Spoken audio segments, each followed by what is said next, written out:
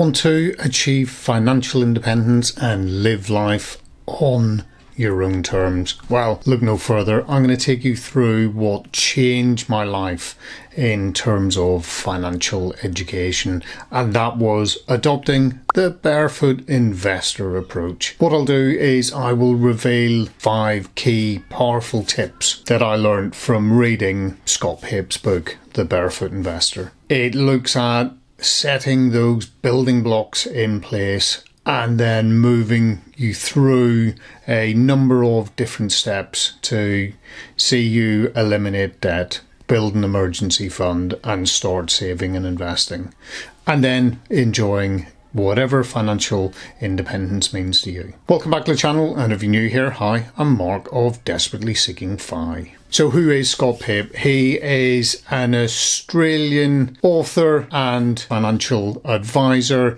who has written a book called The Barefoot Investor and many derivatives teaching your kids how to adopt the Barefoot Investor Approach as well. He gained lots of popularity when he brought out this really practical and straightforward approach to personal finance. It is, I suppose it is quite an Australian focused book, but there are lots of things within it that you could take away and implement into your own approach towards financial independence. And Scott Pape isn't the only person out there talking about this kind of approach. The UK has got Martin Lewis, the US has got Dave Ramsey. So there are lots of people talking similar kinds of approaches, but I just loved the way that Scott Pape actually brought the whole thing to life with his. I've listened to the book on Audible and I've also read it, and it is really, really good. I did read this book a few years ago and took on board an awful lot of what he was talking about. I did tweak it a little bit because I am in the UK and some of the things that he was talking about were very Australian focused in how do you deal with pensions, etc., and their superannuation approach, but I just flipped that across and did exactly the same thing in a UK context. I will take you through some of probably the top 5 things that I took away from the book that completely changed my life. Got rid of about £20,000 worth of debt and has allowed me to build up not just an emergency fund, but also build up a dividend and ETF portfolio worth over £40,000 over the last few years. As I've said, I have both read and listened to the Barefoot Investor, and if you want to grab a copy of it, I will drop a link down below where you can go and get your hands on either a audiobook of it or a hard copy of the book. So why not go?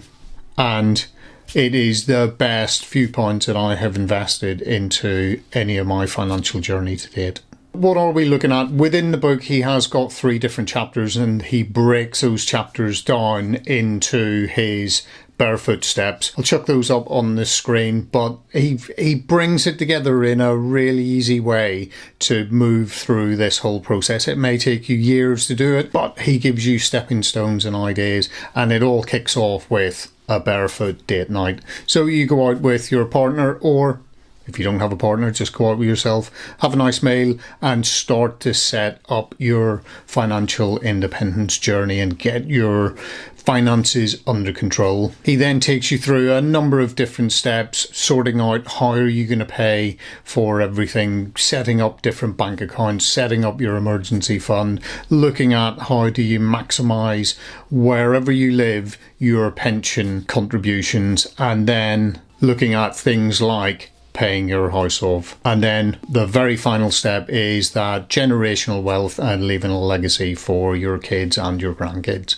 He then goes into a bucket system. He is giving you a practical method of how do you bring all your money together and organize your money into different buckets. And these basically include what you are spending, what your daily expenses are, and in reality you're looking at things like your house costs, your food and other bills that you have, and you will be looking at spending probably somewhere in around 50 to 60% of your wage on that bucket. You then put about 10% of your wage away into a splurge bucket. So you can spend this on things like eating out and going and doing some shopping. You then have smiles. I put about 10% away into a separate account that just sits there for holidays. You then have your fire extinguisher, which you use to put out all the fires of all of those debts, get rid of that. And then you have your mojo, and this is basically the emergency fund that everybody should have.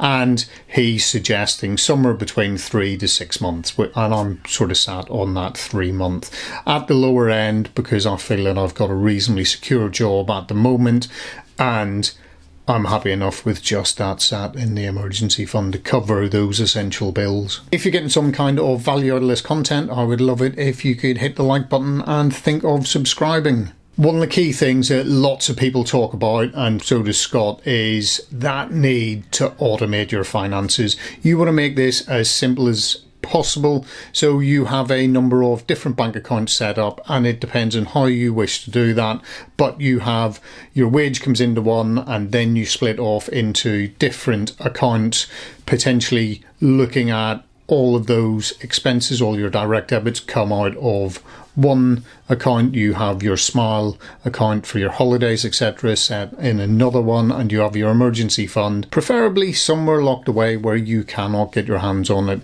that easily, unless you have an emergency and you need to draw that money down in a few days. I currently have my emergency fund sat in premium bonds. One of the key things that we need to do, and everybody should be looking at doing this, and I know it's really difficult to sit down and try and figure out how to reduce debt, but let's take the bull by the horns and do what he is talking about. You want to figure out, first of all, what debts do you have, and then start a negotiation potentially to try and get those interest rates reduced down, and then you start to eliminate them.